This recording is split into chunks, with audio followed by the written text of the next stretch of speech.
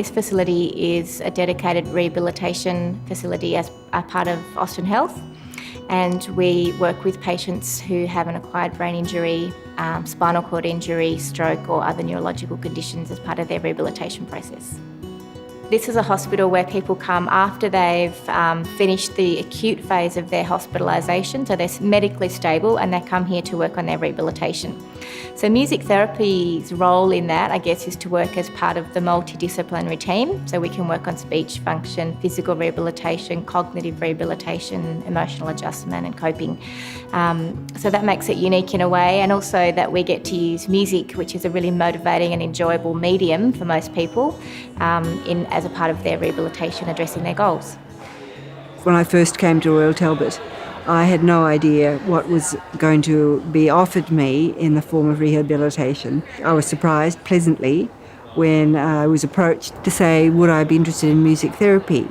And so I said yes, and I initially encountered Jeanette. So when I first met Raywin, she had only been here a couple of weeks, and we thought we'd start with working on some respiratory training for her voice and her breathing. I mean, I had sung in choir at school many, many years ago, and I had no idea that singing could be important in my rehab, but I knew it was important for my breathing, and singing along to a tune, particularly one I knew, meant that I concentrated on the music and didn't think about the breathing, but it helped the breathing. And my improvement in the breathing could be monitored by the length of time I could hold a note. It was interesting, and so it was good for my well-being, and I looked forward to music therapy and what we were going to do next, and what would come out of the blue, song-wise and music-wise.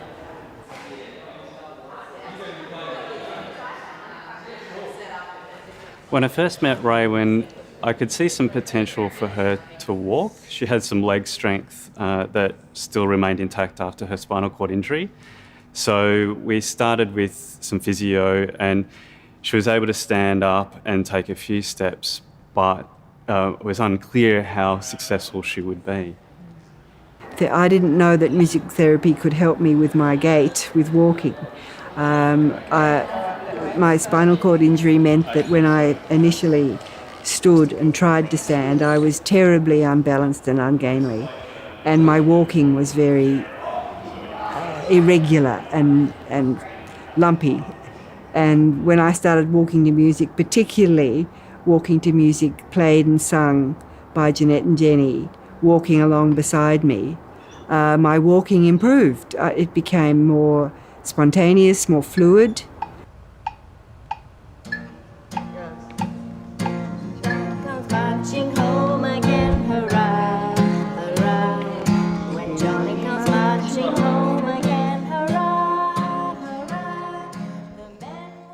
Combining music therapy with physiotherapy enables us to do a session that has two therapists walking alongside her. And what I do is provide the technical input to do with the gait training, and then the music helps either with the rhythm of the walking, or it taps into something that, I don't know how it works, but it does. So the role of music in gait training is really to provide a consistent pulse or beat for the person to train with, or to walk with, or to coordinate their movements with. The role of the music therapist in a person's gait rehabilitation is to use music and to manipulate that in a way that maximises their rehabilitation progress. Initially, my walking was very stilted and very spastic, and I could only go a very short distance. And I found walking to music I can go further, and my gait has improved. I suppose up to now, she's up to about 95 beats per minute, but like today, Mark wanted to get her to do some sprinting, so we're up to 135 beats per minute, which is just fantastic. And I know Raywin has a goal to walk out of here and to be able to walk independently in her home, and I think she'll definitely achieve those goals for sure.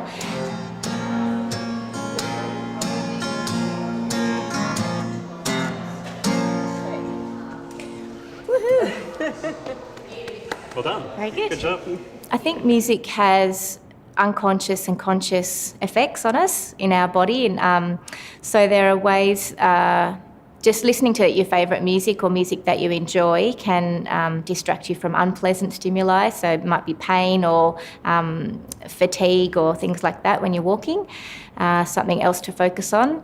There are also the physiological effects of music itself that we are not conscious of that stimulate the motor system and arouse the motor system into a state of readiness so that you can actually move in a better, more coordinated way.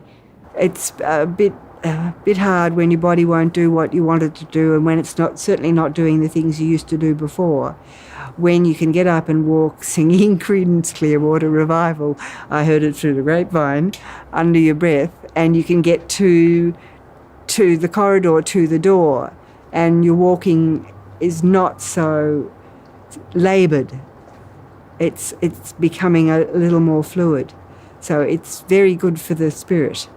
I see music influencing the body in a number of ways. One is, like I said, that unconscious physiological drive to make you move in time with the music, the unconscious tapping of the foot kind of response that we use in a therapeutic way to drive movement in gait rehabilitation. It can be in upper limb rehabilitation too, like getting people to play the drums or coordinate both sides of their body in time and things like that. And there's also the effect that research has shown that music stimulates the release of hormones that make us feel good and suppresses the release of hormones and things that cause us that make us feel stressed and anxious. So there's those are kind of unconscious physiological responses, but then there's also the enjoyment, and people, want to be involved and are motivated to participate for longer because maybe it's decreasing the perception of pain or fatigue, but also they're not thinking about that. They're just thinking about the song and they're having a great time, and it's really great for their rehab. When I am by myself and in the ward or elsewhere, I do sing under my breath, and I find that really helps. Even just walking up the corridor, I walk singing in my head. I think her understanding of how music can help her walking is fantastic. Like, she's talking about singing songs in her head to help her walking improve when she's not in a music therapy session, which is perfect because, in reality, no one's going to have a music therapist walking behind them with guitar when they go down the street. So if she can incorporate the cues and the things that she's learnt from music therapy and be able to use that independently, that's awesome. I intend to walk out of here on my own two legs. I have a very, very positive attitude towards my future. I intend to improve. Okay, I accept it'll be slowly, and it will be in ways not necessarily the ways I was expecting, but I intend to continue my journey of recovery, and I am absolutely sure music will be part of that.